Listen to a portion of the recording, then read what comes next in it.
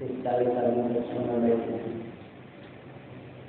और वो इतना जोर कर रहे हैं कि लगता है कि कोई बाजार के आवाज नहीं पहुँचता होगा, है कि नहीं? परमात्मा ने हम आप लोगों को कितना सुंदर स्वरूप बना कर दिया है। बोलने के लिए मुंह दिया है, चलने के लिए पैर दिया है।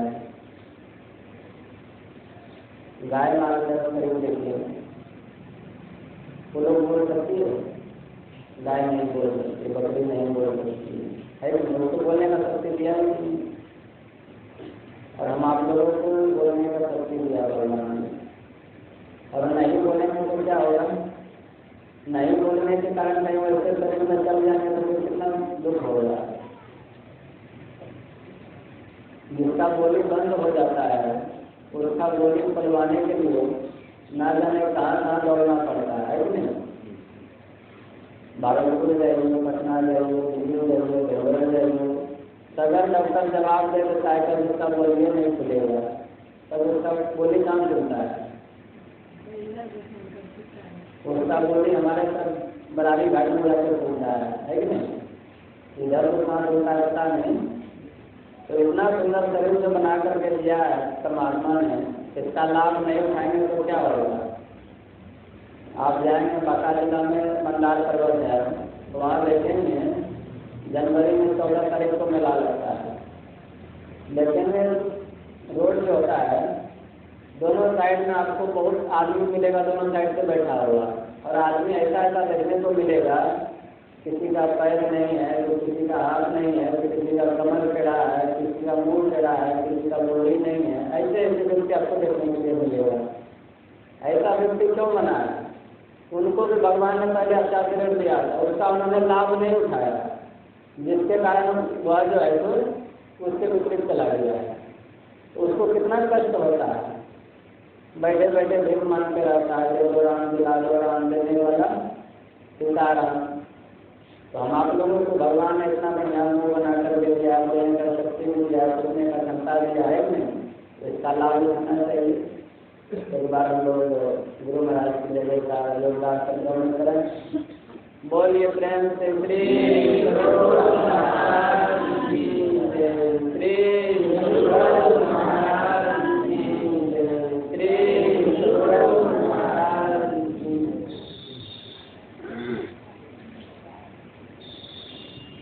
बंदा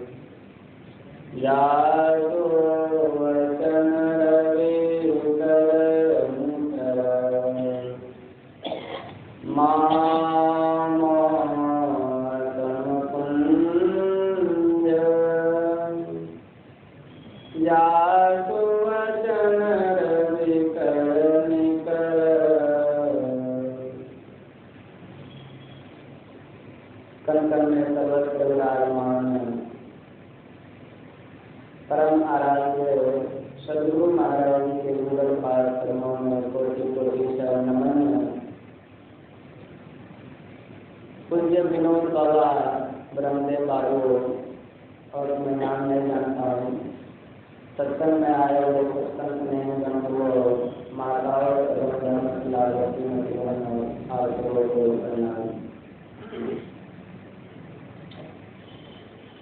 अभी हम आप लोग रामचरित मानस के पाठ श्रवण कर रहे थे। कर्म फल के लिए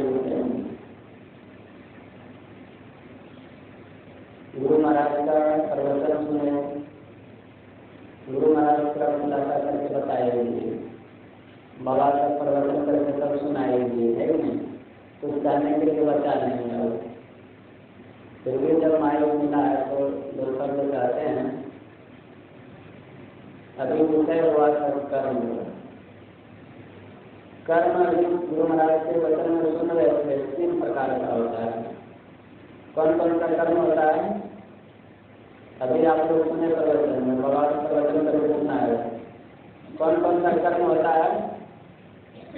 संचित कर्म होता है, प्रारब्ध कर्म होता है, क्रियमान कर्म होता है। और कर्म 3 तरह से किया भी जाता है। वह 3 तरह से कैसे कर्म किया जाता है? मन से किया जाता है, वचन से किया जाता है और कर्म से किया जाता है। कर्म 3 प्रकार का है और कर्म को 3 प्रकार से किया भी जाता है। तो मन से कर्म कैसे करेंगे और वचन से कैसे करेंगे और कर्म से कैसे करेंगे?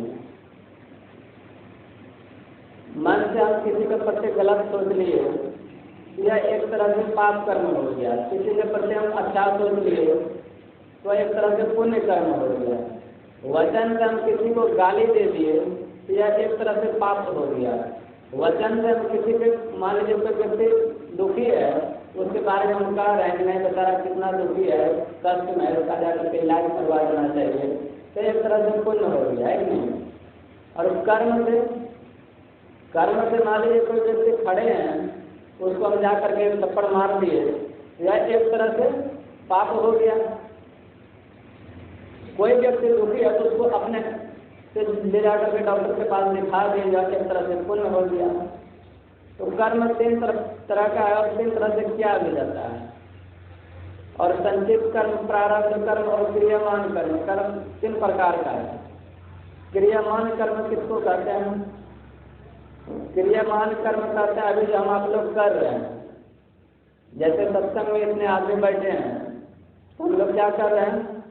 पुण्य कर्म कर रहे हैं। और भी बहुत सारे आदमी हैं करवेली बाजार में, है कि नहीं? वे लोग नहीं आए हैं सत्संग में, कुछ ना कुछ कर रहे हैं कि नहीं? उन लोगों से भी कर्म हो रहा है, पाप ना पुण्य उन लोगों से भी हो रहा है। और हम लोग सत्संग में बैठे हैं तो हम लोगों से भी पुण्य हो रहा है कि नहीं? और बैठे हैं सत्संग में और आपका मन कहीं सत्संग में ना हो, मन कहीं और भटकता हो, तो आप सत्संग में भी बैठे हैं तो क्या होगा? तो भी आपसे पाप हो जाएगा मन से, है कि नहीं? सत्संगी जो है तो श्रोता जो है तो 5 प्रकार का होता है। 5 प्रकार का कौन कौन सा श्रोता होता है? एक होता है श्रोता जो सत्संग में आता है और सत्संग को आनंद मन से सुनकर समझता है, उसे जीवन में उतारता है और उस पर चलने का प्रयास करता है। उसका मन इधर उधर नहीं भटकता है और सिर्फ सत्संग में आकर के सत्संग के वचनों को सुनता है। इसको क्या कहते हैं? श्रोता कहते हैं। और एक ऐसे सत्संगी होते हैं, ऐसे श्रोता होता है सरोता के समान। पान का दुकान पे आप जाएंगे तो आपको वहाँ देखने को मिलेगा सरोता। सरोता जानते हैं ना? सुपारी काटने वाला। एक वैसे भी श्रोता होते हैं सरोता के समान, जो सत्संग में तो आते हैं और सत्संग में आ करके अरे महात्मा जी ऐसे कह रहा था प्रवचन, ऐसे नहीं करना चाहिए, सिर्फ बातों को जो तो काट छांट करेंगे। तो एक ऐसे श्रोता होते हैं और एक होते हैं चालनी के समान श्रोता, जो सत्संग में तो आते हैं और उसे सिर्फ अवगुण ही दिखाई पड़ता है, सद्गुण उसे दिखाई नहीं पड़ता है, लेकिन उसे खुद पता नहीं है कि मेरे अंदर में जो है अवगुण का एक तो छेद पड़ा हुआ है। चालनी क्या करता है? चालनी से आप कोई चीज चालेंगे तो जितना सार होता है सबको निकाल देता है, असार जो होता है उसको ग्रहण कर लेता है। तो ऐसे भी श्रोता आते हैं चालनी के समान, उसे सिर्फ जो है तो दूसरों की बुराई नजर आता है देखने में, किसी का भलाई वो देखना पसंद नहीं करते हैं। और एक श्रोता ऐसे होते हैं सूत के समान। सूत क्या करता है? सूत क्या करता है? सूत जितना असार चीज होता है सबको बाहर कर देता है और जो सार होता है उसको ग्रहण करता है कि नहीं? तो ऐसे भी श्रोता होता है सूत के समान, जो सत्संग में आते हैं, महात्मा ने जो कहे उसको आनंद में सुनकर समझते हैं, है कि नहीं? सार चीज जो है महात्मा जो कह रहे उसमें जो सार चीज जो सुना रहे हैं उसको ग्रहण करते हैं और जो आसार महात्मा जी कह रहे हैं उसको क्या करते हैं? साइड कर देते हैं। और एक सत्संगी ऐसे होता है, एक श्रोता ऐसे होता है कठौता के समान। कठौता जानते हैं ना? कठौत जो होता है एक कठौता के समान होता है। वह सत्संग में आते हैं और मस्ती से आकर के सो जाते हैं, है कि नहीं। और सत्संग जब खत्म हुआ, सत्संग से उठ करके जब जाता है, कोई आदमी रास्ते में पूछ दिया, अरे फलना महात्मा जी जो आए थे कैसा प्रवचन कर रहा था, तो सुन करके जो सत्संग से गया है तो अरे प्रवचन तो बड़ा सुंदर कर रहा था। तब दूसरा आदमी कहता है कि एक दो वर्ड हमें भी सुना दीजिए। तब यह सुन करके जो गया तो यह कहता है, अरे हम उतना जो सुने उतना याद रहता है जो आपको हम सुना सकेंगे, याद उसको कैसे रहेगा। वह सत्संग में आया और आकर के सत्संग में सो गया, उसको याद रहेगा। और सत्संग में आकर के सो गया तो उसको याद ही नहीं, तो सुनाएगा क्या। एक कठौता के समान होता, आता है और सत्संग में सो लेता है और उठ करके चला जाता है, गमछा झाड़ सकते हैं, कि नहीं। तो अभी सुन रहे थे, कर्म 3 तरह का होता है, संचित कर्म, प्रारब्ध कर्म और क्रियामान कर्म। अभी जो हम लोग कर रहे हैं क्रियामान कर्म है, पाप पुण्य कर रहे हैं, कि नहीं। कितना आदमी है कि पाप कर्म करने में लगा हुआ है, और यह क्रियामान कर्म जो है तो आगे चल के क्या बनता है, संचित कर्म बनता है। मान लीजिए जमाने में आप पैसा धन दौलत कमा करके रखे, बुढ़ापे में आपको कमाने का शक्ति नहीं रहा, तो वही पैसा से आप क्या करेंगे, खर्चा कर करके उसी से खाएंगे, यही बन जाता है संचित कर्म। उसके बाद है प्रारब्ध कर्म। आप अभी जैसा कर्म करेंगे उसके अनुसार से आपको अगला जन्म में शरीर मिलेगा, है कि नहीं। गुरु महाराज के प्रवचन में आप लोग सुने होंगे, एक बार जो है तो एक दरोगा साहब आकर के गुरु महाराज से दीक्षा लिए, और दीक्षा लेने के समय उसको जितना देर ध्यान करवाया गया उतना ही देर ध्यान किया, और गुरु महाराज कहा दिए कि घर में भी नियम पूर्वक जो है सत्संग ध्यान आप करते रहिएगा। लेकिन वह दरोगा साहब पैसे के मद में इतने चूर थे, पैसे का इतना घमंड था उसको, वह घर गया जो न एक दिन सत्संग किया न एक दिन ध्यान किया। और महापुरुषों की वाणी है, जो दीक्षा लेकर के थोड़ा थोड़ा ध्यान भजन करेगा वह मानव का शरीर से नहीं गिरा, शरीर छूटने पर उसे मानव का ही शरीर मिलेगा। वह दरोगा साहब का शरीर छूटा तो उसे अगले जन्म में उसका ऐसे घर में जन्म हुआ, ऐसा घर में जन्म हुआ जहाँ पर उसको एक पेट भोजन मिलना बड़ा मुश्किल था। एक पेट भोजन के लिए ललायित रहता था, एक पेट भोजन को उसे नसीब नहीं मिलता था। देखिए दूसरे जन्म अगले जन्म में क्या था, पैसा के मन में चूर थे, ना ध्यान किए ना सत्संग किए, लेकिन उसको अगला जन्म कैसा मिला उसको, वह डेली दिन भर जाकर के कोदरा चलाता था, काम करता था, मेहनत करता था, तब जाकर के उसे एक पेट की तरफ भोजन मिलता था। तो इसको क्या कहते हैं, प्रारब्ध कर्म। लेकिन अभी आप जैसा करेंगे आगे चल के उसका इसका फल जो है आपको ऐसा मिलेगा। तो कर्म 3 तरह का होता है। अब मन से कर्म कैसे किया जाता है, एक बार की बात है, युधिष्ठिर जी महाराज यज्ञ किए थे। आप लोग भजन जो गाते हैं सबसे उसी प्रेम सगाई है कि नहीं, उसी में आगे चल करके है, राज सुयज्ञ युधिष्ठिर पिन्ना सामने जूट उठाई। युधिष्ठिर जी महाराज यज्ञ किए थे और भगवान श्री कृष्ण जो है तो वहाँ पर एक घंटा टांग दिए थे। भगवान श्री कृष्ण कह दिए थे कि यज्ञ जब संपन्न होगा यह घंटा जो है तो 3 बार बजेगा, है कि नहीं। यह घंटा 3 बार बजेगा। युधिष्ठिर जी महाराज यज्ञ प्रारंभ किए, सारे ग्रामवासी लोग आए, प्रसाद ग्रहण करके गए, सारे ब्राह्मण लोग आए, प्रसाद ग्रहण करके गए, लेकिन यज्ञ संपन्न हुआ, यज्ञ संपन्न नहीं हुआ। तब युधिष्ठिर जी महाराज पूछते हैं कि प्रभु सारे ग्रामवासी लोग खा लिए, सारे ब्राह्मण लोग प्रसाद ग्रहण करके चले गए, लेकिन यज्ञ संपन्न नहीं हुआ, अब क्या करेंगे। तब भगवान श्री कृष्ण कहते हैं कि अभी भी एक भक्त जो है तो भोजन ग्रहण करने के लिए, प्रसाद पाने के लिए बचा हुआ है, और वह जब तक आकर के प्रसाद नहीं ग्रहण करेगा तब तक यज्ञ जो है तो संपन्न नहीं होगा। और वह भक्त कौन था, आप लोग नाम सुने ही जानते ही हैं, स्वपत जी महाराज थे। भगवान श्री कृष्ण कहते हैं कि स्वपत भगत को ला करके उसे प्रसाद ग्रहण करवाओ, तब जाकर के यज्ञ संपन्न होगा, है कि नहीं। तब युधिष्ठिर जी महाराज जो है तो द्रौपदी जी महाराज को लाने के लिए भीम को भेजे। अब भीम जो है तो 10,000 हाथी का बल, अहंकारी भी उतने था, घमंडी भी उतने ही था। वह भीम जो है तो गया द्रौपदी जी महाराज को लाने के लिए। और द्रौपदी जी महाराज के पास जब गया भीम, तो भीम कहता है कि चलिए युधिष्ठिर जी महाराज यज्ञ किए हैं तो आपको बुलाए हैं प्रसाद ग्रहण करने के लिए। देखिए, कोई आपको रसगुल्ला खाने के लिए दे तो बड़ा प्यार से कहे, देखिए भैया थोड़ा सा ग्रहण कर लीजिए, कि नहीं, तो आप उसे ग्रहण कर लेंगे। कोई आपको रसगुल्ला खाने के लिए दो, चिल्ला करके कहे खाने के लिए, तो आप उसको ग्रहण नहीं करेंगे, आपका दिल दुख जाएगा, आपको कष्ट हो जाएगा। रसगुल्ला तो एक ही है, लेकिन कहने में अंतर है, भाव है कि नहीं। तो युधिष्ठिर भीम जो है तो जाकर के कहता है चलिए युधिष्ठिर जी महाराज जब कि आपको बुलाए हैं प्रसाद ग्रहण करने के लिए। तो द्रौपदी जी महाराज तो संत थे, पहुँचे हुए महापुरुष थे, तो सारी बातें जानते थे, है कि नहीं।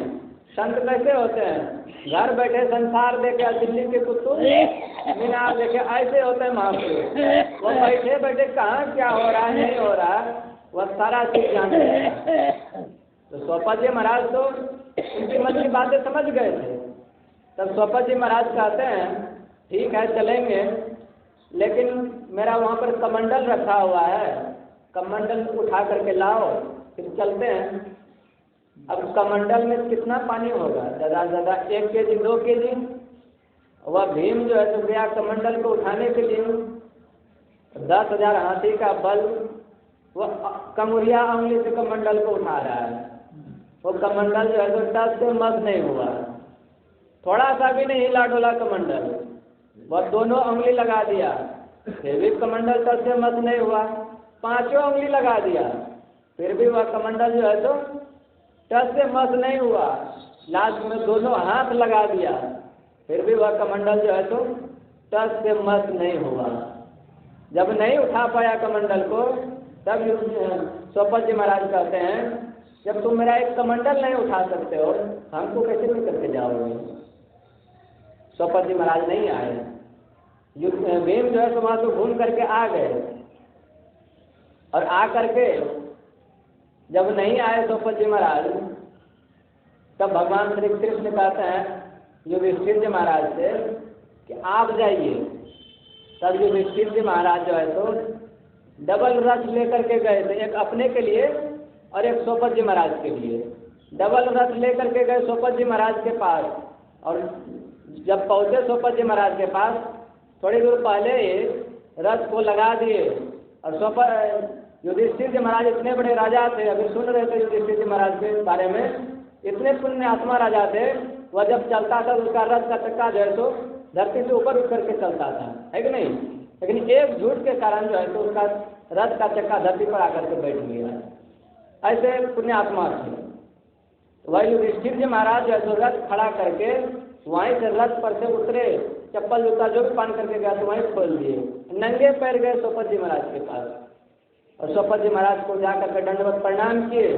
उसके पास जाकर के बड़ा प्रेम भाव से कहते हैं कि प्रभु यज्ञ किए हैं तो आप चलिए वहां पर, बड़ा प्रेम से बोले। तो द्रौपदी जी महाराज जो है तो आने के लिए तैयार हो गए।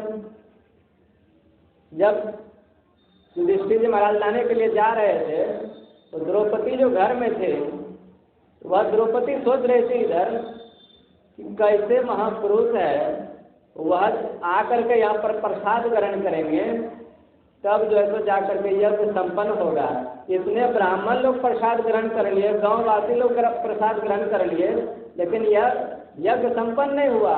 वह कैसे महापुरुष है, उन्होंने जब यहाँ पर आकर के प्रसाद ग्रहण करेगा तब जाकर के यज्ञ संपन्न होगा। वह लगता है कोई साधारण महापुरुष नहीं है, वह पहुँचे हुए महापुरुष हैं। द्रौपदी के मन में जो है तो अथाह प्रेम उमड़ उठा द्रौपदी महाराज के लिए। वह द्रौपदी क्या सोचती है कि द्रौपदी महाराज जब आएंगे तो उसको जो है तो अपने हाथों से भोजन बना करके खिलाएंगे। तो द्रौपदी इधर जो है तो अपने हाथों से 56 प्रकार के पकवान बनाई, है कि नहीं। 56 प्रकार की पकवान बनाई और जो है तो फिर युधिष्ठिर जी महाराज सोपत जी महाराज को लेकर के आए। सोपत जी महाराज को जब लेकर के आए उसको बैठाया गया, आदमी लगाया गया। उसके बाद जो है तो अब द्रौपदी तो एक रानी है, रानी राजमहल से कैसे डायरेक्ट बाहर निकलेगी, वह निकल नहीं सकती है। तो उसका जो कर्मचारी सब था, भक्त सब था, उन लोगों के द्वारा जो है तो वहाँ पर भोजन लगाया गया, भिजवाया गया। और द्रौपदी जो 56 प्रकार के पकवान बनाए थे सबको अलग अलग प्लेट में लगाए थे।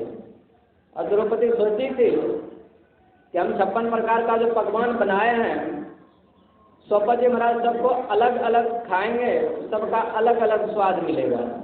और सोपत जी महाराज के पास जैसे वह भोजन पहुंचा तो सोपत जी महाराज क्या किए, सोपत जी महाराज क्या किए, सब जो 56 प्रकार का पकवान बना हुआ था सबको एक ही में मिला दिया, है कि नहीं। और सच मानिए तो जो महापुरुष होते हैं, जो संत होते हैं पहुँचे हुए, उसके नज़र में जो है तो चाहे मनुष्य हो या गाय बैल पशु पक्षी कुत्ता बिलाई कोई भी हो, उसके मन में ऐसा कोई भेदभाव नहीं रहता है। सब में एक समान सबको देखते हैं, कि नहीं।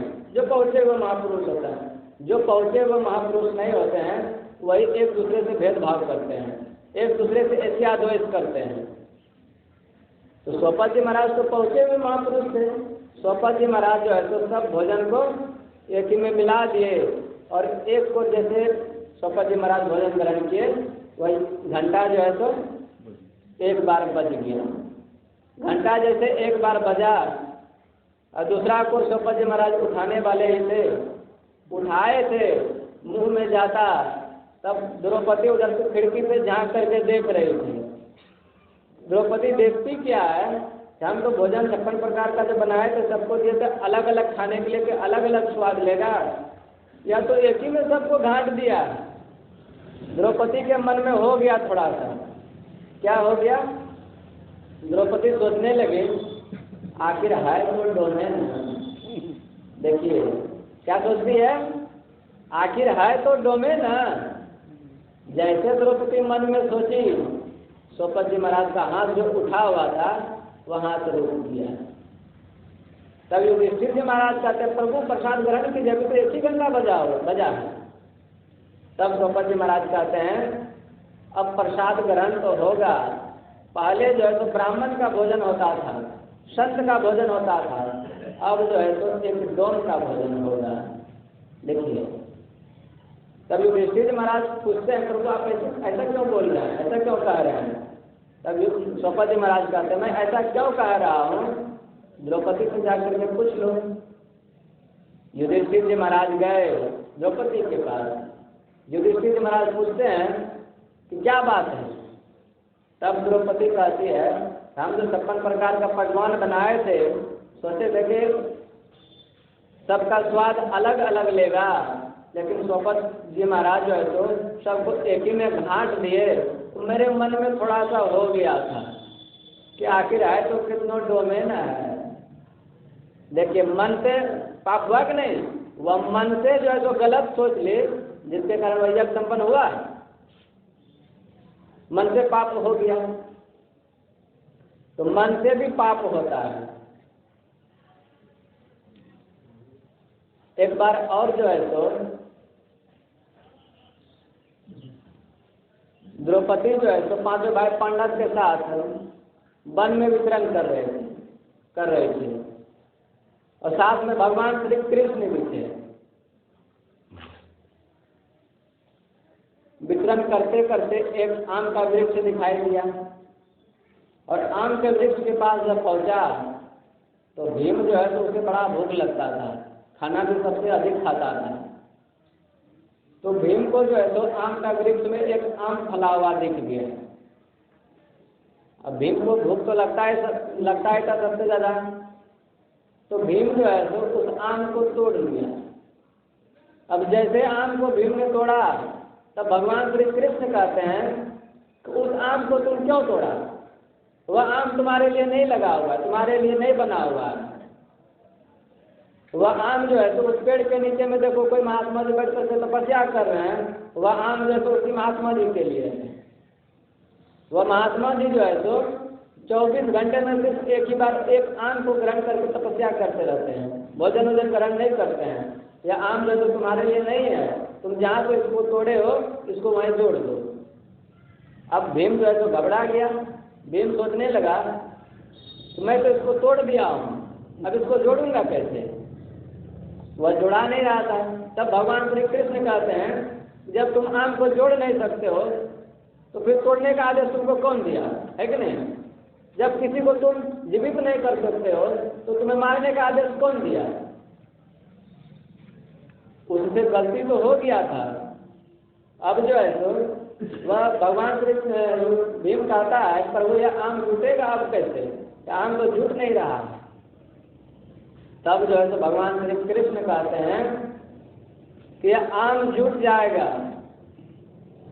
लेकिन तुम लोगों के मन में अभी जो जो बातें चल रहा है तुम लोग यहाँ पर जो है तो सत्य सत्य कह दो तो यह आम जो है तो अपने आप वहाँ जुट जाएगा। अब पांचों भाई पांडव जो है तो द्रौपदी साथ में थे। पांचों भाई पांडव जो है तो एक एक करके कहने लगा, उनके मन में जो उस वक्त चल रहा था, और वह आम जो है तो धीरे धीरे ऊपर उठने लगा। लास्ट में बची द्रौपदी, आम ऊपर पूरा उठ गया था, लास्ट में थोड़ा सा बचा था सटने के लिए, जुटने के लिए। लास्ट में पारी आई द्रौपदी की। तब तक कोई कहता अरे तुम भी कहो ना, क्यों चुप बैठी है?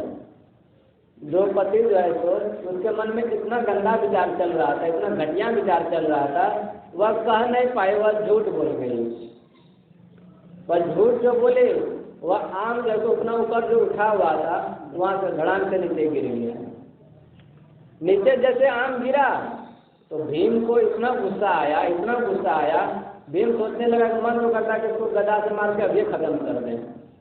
बहुत गुस्सा हुआ भीम को। तब भगवान श्री कृष्ण कहते हैं कि अभी भी एक मौका है।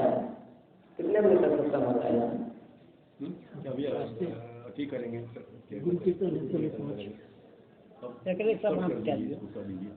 तो जो है तो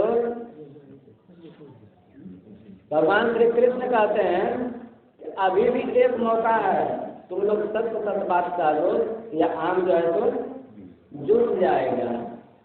पांचों भाई पांडव पुनः कहना प्रारंभ किए, वह आम उठते उठते पहुंच गए ऊपर तक। अब जुटने वाला एक लास्ट में द्रौपदी का पारी आया। तब द्रौपदी जब जा करके कहती है अपने मन की बात, उसके मन में क्या चल रहा था। द्रौपदी कहती है हम यही सोच रहे थे अभी, पांचों भाई पांडव तो मेरा पति है, ये है, कर्ण भी मेरा पति हो जाता तो कितना सुंदर रहता है। देखिए वो मन से पाप कर रही थी ना, मन से गलत सोच रही थी। 5 पति था, उसका पेट नहीं भर रहा था। कहती है पांचों पति तो मेरा पांडव है, ये है, कर्ण भी बड़ा बलशाली योद्धा है, वह भी मेरा पति हो जाता तो कितना अच्छा रहता है। और जैसे द्रौपदी जो है तो मन की बातें कही, वह आम जो है तो जुट गया। तो मन से भी पाप होता है और मन से भी पुण्य होता है, वचन से भी होता है।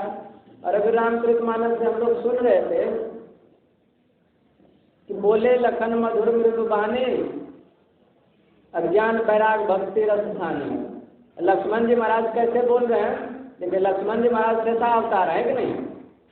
और वहाँ पर जो है तो गुह निषाद जो है तो लक्ष्मण जी महाराज के पास कैकेयी का विरोध कर रहा है कि नहीं। गुह निषाद कह रहा है कि कैकेयी माँ जो है तो यह अच्छा काम नहीं किए। गुह निषाद को दुख हुआ देख करके तो वह माँ कैकेयी का वहाँ पर विरोध कर रही है, विरोध कर रहा है।